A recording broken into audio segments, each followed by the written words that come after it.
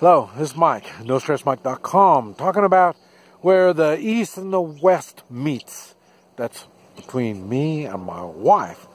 And I'll tell you, it's we're still trying to learn. See, we've been together 2.5 months, a little over 2.5 months, and we're still learning each other. And but I say some of the stuff I want to let you know what she's been doing that I think is kind of odd, and it's really kind of one of the things that's it's really difficult for me is like I say, seeing she is communist, she really believes in the communist ways. She watches a lot of communist propaganda stuff, and so it's kind of funny because she sees things. I mean, this is what she soaks up, all this propaganda stuff, and then she looks at me and she's trying to figure out how I fit into all that propaganda stuff. So that's really what makes it funny. And now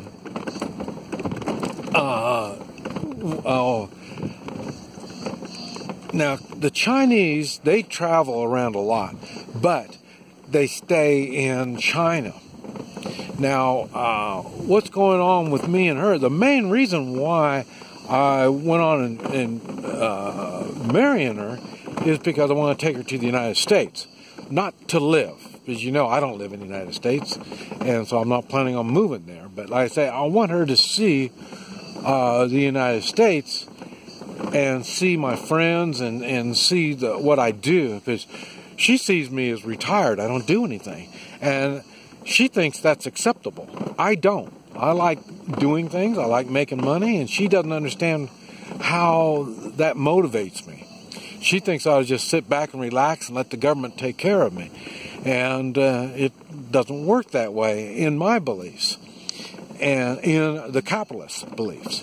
So, but like I say, she watches this propaganda stuff, and it kind of it makes me feel uncomfortable.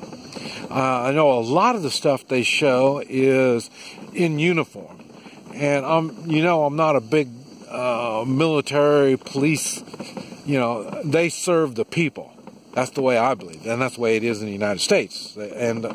But here, they keep this country together, the police and military. So they count on the police and military for a lot of things.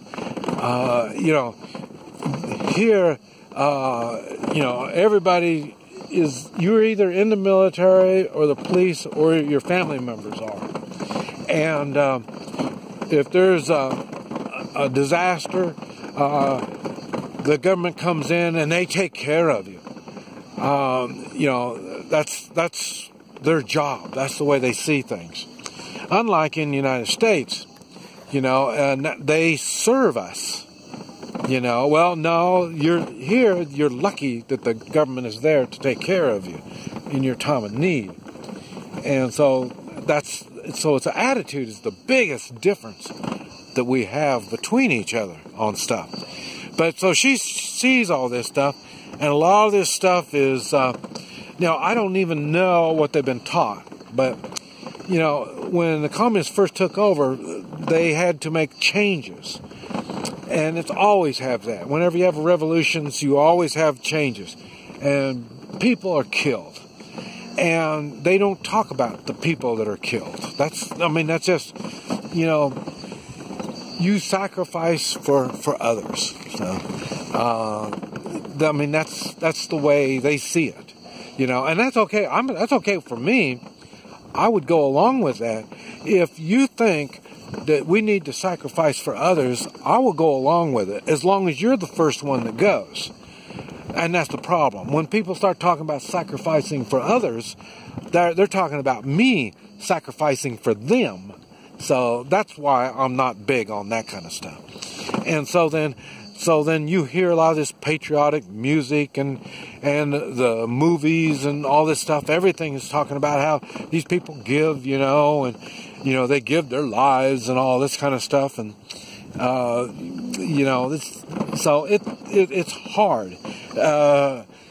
Because, like I say, some of these uniforms are the same uniforms that I was fighting against in Vietnam. So, so I don't even know if the movies were about Vietnam or not. But, like I say, these are things that it's really tough on me when I have to listen to all this stuff, and I know it's bullshit. But then it's the same thing in the United States. You watch the news, mainstream news, so they call themselves, is nothing but propaganda. And it sickens me to watch it. It sickens me to see people, lying, just bull-ass lying. But like I say, they think that's free speech. Lying is free speech. That's what they think. Or that's what they portray it as. And here, it's simple enough. I mean, you say what they want you to say, or you're not going to say it. So the propaganda is really a tough pill for me to swallow. Now, today, I told her, well, we're going to go to, not Morocco, but something like that, over by Hong Kong. And I asked her before if she can travel. She's got the passport. She goes, yeah.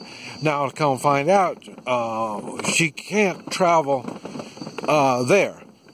I guess you have to have special permission for that. So that's what we did. We went down, and so she patiently did all the paperwork and got her pictures taken, and she did everything like a good communist would do.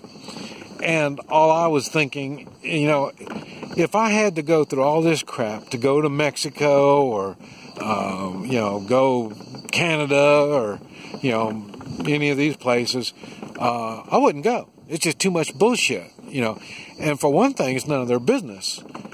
I got a passport. I should be able to travel with my passport. So I've learned the passport, we may have some problems. These are things that I wasn't counting on because the way I understood before we got married was she can move to different countries. She can move to different countries, not the United States. Not the United States, you got to get a special visa. But I know she can go to Mexico, Central America. I know she can go to those places. So, I know Chinese go there. And so I just took it for granted they travel just like Americans. Now, that's in question. I don't know if they can travel that easy. I mean, that's one of our constitutional rights is travel. I know a lot of you don't just kind of take it for granted, but that freedom of travel not only applies to going to foreign countries, but it also applies to, like I say, I'm in Oklahoma. I ought to be able to get in my car and go to other states, go to other places, without having to answer why. That's why when the police stopped me and they wanted, where'd you come from? Where are you going? Well, it's kind of tough for me to go along with this stuff. For one thing, it's none of your business. I haven't done anything wrong, so, but like I say, I got to play each time they stop me. I got to play it by ear, find out what's going on. If they're just trying to be hard-nosed or if they really are, there's reason for them for asking. But like I say, here I can't, well, they can't, nobody can travel here. You need to show your ID to travel to different, to get on the train or get on a bus or to go to different places. You need to show your ID, and they not only show it, but they mark it down showing that you're traveling to this certain place.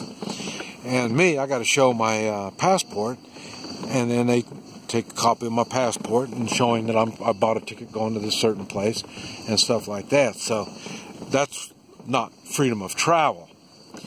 And that's why I understand when people bitch and raise hell, well, national ID, I agree. I'm against national ID. And like I say, I really am a lot for, let me check the time here. Yeah. I'm a constitutionalist, is what I am. I really believe in the Constitution. If there's any problem, you go to the Constitution. If the Constitution doesn't talk about it, well, then it must be a state issue. And if I don't like what the state's doing, I'll move to a different state. Why do you think I got to Oklahoma? Why do you think I don't live in New York or California? Because they are getting close to communists. They're socialists. They want too much information. They want too much doing with my business, what I'm doing, where I'm going. Just, you know, where'd you get that money? You know, I mean, there's too many things they're too nosy about. And, but like I say, here, all this stuff, people are, or the true communists are happy to give this information. But remember, the true communists are the ones that aren't rich. Now, I know some rich Chinese, and they're not communists. That's the first thing you do when you get rich, is you get rid of the idea about being a communist.